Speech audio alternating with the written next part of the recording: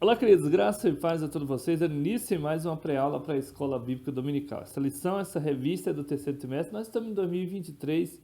O título dessa lição, dessa revista, é A Igreja de Cristo e o Império do Mal. Como viver neste mundo dominado pelo espírito da Babilônia. E agora alcançamos já a lição de número 4. Essa lição de número 4 vai ser aplicada no dia 23 de julho de 2023. O título dessa lição é Quando a criatura vale mais do que o Criador. Veja só, no texto áureo se encontra em Romanos capítulo 1, versículo 25, está escrito assim: pois mudaram a verdade de Deus em mentira e honraram e serviram mais a criatura do que o Criador, que é bendito eternamente. Amém. Na verdade prática, diz o comentarista, a exortação da criatura acima do Criador e a usurpação da glória divina pela mentira e vaidade humana. Querido, nós temos aqui também os versículos para leitura diária, para todo dia da semana você ter aí, né, uma lição. Você vai fazer um culto no lar, você vai fazer uma reunião no lar, você quer ficar de acordo com a revista, então tem os versículos, tem até o título para essa mensagem, para segunda, terça, quarta, quinta, sexta, sábado, e no domingo já é o dia da revista, a lição, e você, desde já, pedir para você deixar aqui o seu comentário, nos seguir, baixar nossos vídeos e você também se inscrever no nosso canal para você ficar por dentro de todo o nosso conteúdo. Essa aqui, a revista, essa lição de toda semana chegar aí para você. Muitas das vezes a revista não chegou na sua banca, não chegou na sua igreja, não chegou nas suas mãos. Então, você se inscrevendo no nosso canal, baixa nossos vídeos, você vai ficar por dentro de toda a lição. Nós vamos estar aqui com um novo modelo de vídeo para você. Como assim? A gente estará lendo toda a revista. Então, quando a revista não chega nas suas mãos, você vai aqui junto com a gente e já vou pedindo para você compartilhar. Não esqueça, querido, deixe aqui também o seu comentário. Temos aqui também os versículos-chave para leitura bíblica em classe, se encontra em Romanos capítulo 1 e o versículo do 18 ao 25. Nós não vamos ler para o vídeo, não fica muito longo, mas que você possa ler na sala de aula os seus alunos, que o seu Deus venha te abençoar, te dando graça, força, sabedoria e entendimento em nome de Jesus.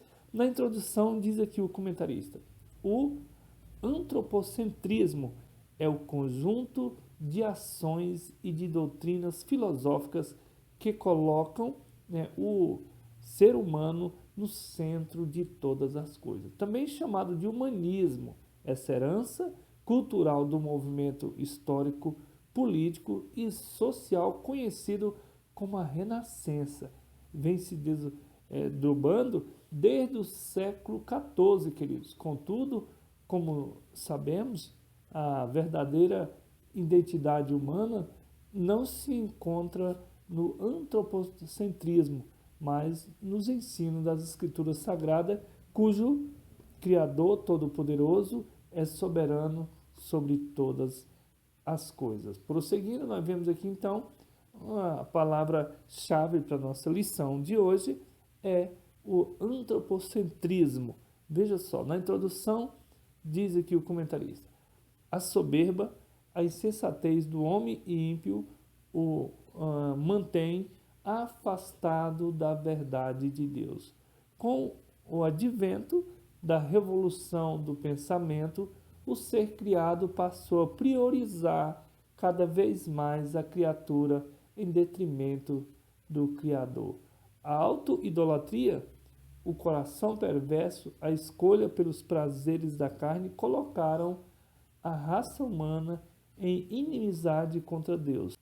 Segundo a Timóteo, capítulo 3, versículo 4, a lição de hoje é um alerta acerca do que ocorre quando Deus deixa de ser a medida de todas as coisas. Romano 1, 18. O primeiro tópico, né, o desprezo à verdade. Primeiro subtópico, a impiedade e a injustiça. O termo impiedade é a tradução do grego azabeia, que significa irreligiosidade. Ele se refere-se à decisão do ser humano de viver como se Deus não existisse. Salmo 36, versículo 1 e Judas, capítulo 1, versículo 14, versículo 15. Já o vocábulo injustiça vem do grego adíquia e significa sem retidão. A palavra carrega a ideia de não ser reto diante de Deus e nem com o próximo. Segundo a Pedro 2,15, ambas as palavras revelam a situação geral da humanidade não regenerada, Romanos 1,18, sua idolatria, o culto à criatura, Romanos 1,19 a 23, a perversidade e a depravação moral, Romanos 1, do 25 ao 32, que expressam a decisão deliberada do homem em desprezar a verdade divina. Romanos 1,19, versículo 20. Essa investida contra o temor a Deus e a relativização do pecado apressiona e cauteriza a consciência humana. Primeiro a Timóteo, capítulo 4, versículo 2. Tais ações provêm da recusa do homem em glorificar o Criador. Romanos 1, 21. Segundo subtópico, a insensatez humana. O apóstolo Paulo assegura que a revelação geral de Deus, por meio da natureza, faz com que o ser humano possua conhecimento sobre o Criador. Romanos 1, 19 e 20. Por isso, ninguém pode ser indesculpável acerca da realidade divina, nem de seu eterno poder. Romanos 1:20. Não obstante, mesmo em contato diário com essa relação, o homem iníquo não glorifica a Deus e nem lhe rende graça. Romanos 1:21. Em lugar de reconhecer o Criador, o ser criado age como se não fosse criatura e se comporta como se fosse divino. Gênesis 3:5. Por causa das especulações pretensiosas de seu coração e de sua auto-idolatria, tanto o seu raciocínio quanto o seu intelecto em relação à verdade tornam-se inúteis. Romanos 1:21. Sua ideologia rejeita, pervertem e substitui a verdade de Deus pela mentira do homem. Dessa insensatez resulta a idolatria e a perversão moral. Romanos 1, 22 ao 25. Terceiro subtópico, culto à criatura. Ao rejeitar a Deus e suas leis, os filhos da ira, Efésios 2, 3, são deixados à mercê de seus desejos pecaminosos, dentre eles a impureza sexual, a degradação do próprio corpo, Romanos 1, 24. Aqui o texto bíblico ratifica a anunciada ira de Deus sobre a impiedade e a injustiça dos homens, Romanos 1, 18. A corrupção moral do ser humano deriva de sua rebelião contra Deus. Sua natureza caída troca a verdade pelo engano e prefere honrar e servir a criatura em lugar do Criador. Romanos 1, 25. Assim, na religião, os seres criados passam a ser cultuados nas ciências e matérias e colocados acima de Deus. Na sociedade, o artista, o atleta, o político, o líder religioso se tornam uma referência de idolatria em afronta ao Criador, que é bendito eternamente. Romanos 1, versículo 25. O resumo do tópico 1. A perversão moral do homem em desprezar a verdade divina o deixa à mercê de seus desejos. Segundo tópico, a revolução do pensamento humano. Primeiro subtópico, renascentismo.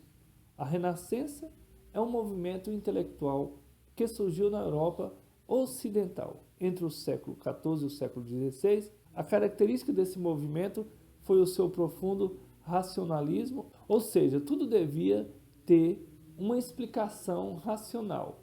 Os renascentistas recusavam-se a acreditar em qualquer coisa que não pudesse ser comprovada racionalmente.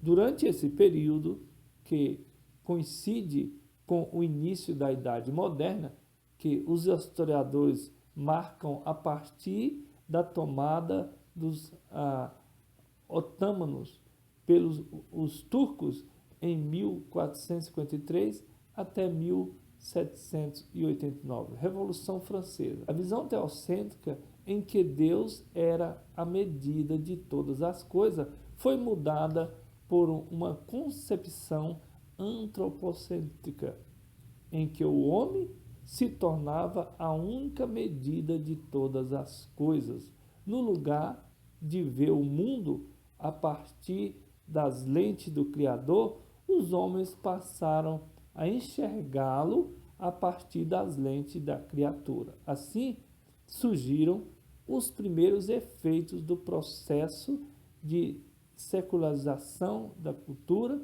quando a vida social passou a ceder o espaço para o racionalismo e o ceticismo.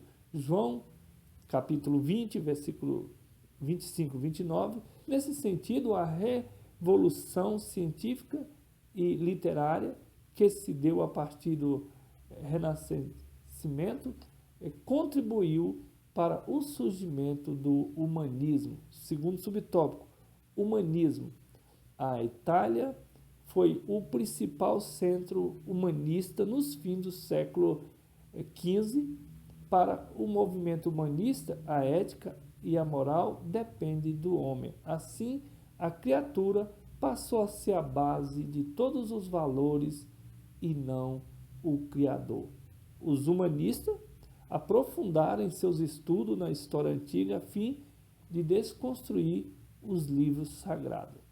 De positivo, destaca-se a valorização dos direitos do indivíduo, porém, esta não é uma bandeira própria do humanismo. A Bíblia possui um arcabouço de concepções de liberdade e de igualdade. Deuteronômio 6, de 1 a 9, que antecedem muitos direitos que apareceram nos tempos modernos. Destaca-se ainda que a Escritura ensina a igualdade entre raça, classe social e gênero.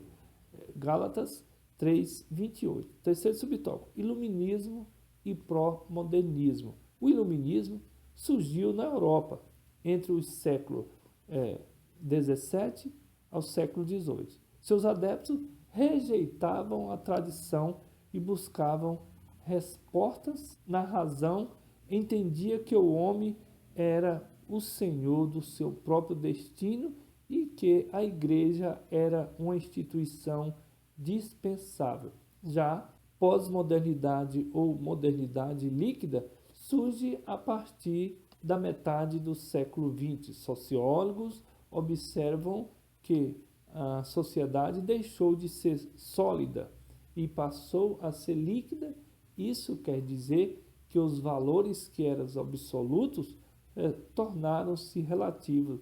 Nesse aspecto, a coletividade foi substituída pelo egocentrismo, em que os relacionamentos se tornaram superficiais. Nesse contexto, os dois grandes imperativos que marcaram esse movimento foram o hedonismo e o narcisismo. Na busca do bem-estar humano, tudo se torna válido, tais como o uso de pessoas, o abuso do corpo, a depravação e o consumismo desenfreado. Resumo do tópico 2. O desdobramento histórico e cultural do Renascimento culmina na relativação dos valores divinos. Terceiro tópico, tipo de auto-idolatria. Primeiro subtópico, idolatria da autoimagem. A idolatria é tudo o que se coloca no lugar de adoração a Deus. Êxodo 20, versículo 3 ao versículo 5. Nesse caso, podemos dizer que o culto à autoimagem é uma forma de idolatria Enquanto Cristo reflete a imagem de Deus, Hebreus 1, 2, 3, o narcisismo humano reflete-se a natureza do pecado. João 8, 34. O apóstolo Paulo retrata o homem caído como uma pessoa egoísta, amante de si mesmo, avarenta, amante do dinheiro, odiosa, sem amor para com o próximo, rebelde, sem amor para com Deus e hedonista, amante dos deleites, segundo Timóteo 3, do 2 ao 4. Desse modo, uma pessoa não regenerada tem a necessidade de autopromover-se, desenvolvendo uma opinião elevada de si mesmo. Lucas 18, 11. Ela também anseia por reconhecimento e, de modo ilícito, busca estar sempre em evidência. Lucas 22, 24 ao 26. Contrária à autoidolatria, a Bíblia ensina que a primazia é de Cristo e não do homem. João 3, 30. Segundo subtópico, idolatria no coração. O coração refere-se às emoções, à vontade e ao centro de toda a personalidade. Romanos 9, 2, também 10, 6 e 1 Coríntios 4, 5. Ele também é descrito como enganoso e perverso, Jeremias 17, 9. Pois do seu interior sai os maus pensamentos, as imoralidades, a avareza, a soberba e a insensatez. Marcos 7, 21, 22. Em vista disso, Deus condena a adoração de ídolos no coração.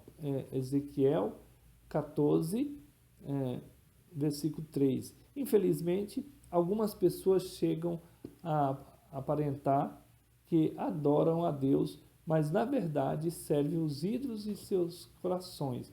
Mateus 15, 8. Assim, quem não teme a Deus traz a idolatria no seu íntimo quando prioriza a reputação pessoal. Busca o prazer como bem maior, nutre tendências supersticiosas e possui excessivos apego aos bens materiais. Ao contrário dessa postura, a fim de não pecar, somos advertidos a guardar a palavra de Deus no coração. Salmo de número 119, versículo 11. Terceiro subtópico, idolatria sexual. A falha no controle dos impulsos sexuais está associada à sensualidade. Romanos 1, 27. Imoralidade, Romanos 13, 13. Libertinagem, 2 Coríntios 12, 21. A consciência da carne caracteriza quem é dominado pelo pecado sexual. Gálatas 5, 19. Não se trata apenas da prática do ato imoral, mas da busca internacional e compulsiva pelos prazeres sexuais ilícitos. Romanos 1, 26, 27, 1 Coríntios 6, 15. É o altar da idolatria sexual identificada no coração. Marcos 7, 21. Então, a adoração a Deus é trocada pelo culto ao corpo a fim de satisfazer o ídolo de perversão e da lascívia por meio do pecado. 1 Pedro 4, 3. A orientação bíblica para escapar desse mal é a seguinte: vivam no Espírito e vocês jamais satisfarão os desejos da carne. Gálatas capítulo 5, versículo 16. Resumo do tópico 3. A auto-idolatria pode se manifestar de muitas formas, inclusive travestida de religiosidade. Conclusão: a corrupção da raça humana e o desfecho de sua rebelião à verdade divina. A impiedade e a ausência de retidão resultaram em teorias de autossuficiência em que a criatura se ergue acima de seu Criador. Ao se colocar como medida única de todas as coisas, o homem eleva seu interesse acima da vontade divina. As consequências são a autoidolatria, a depravação moral, a decadência social e espiritual. Não obstante, a Escritura alerta que a ira divina permanece sobre os que são desobedientes à verdade divina.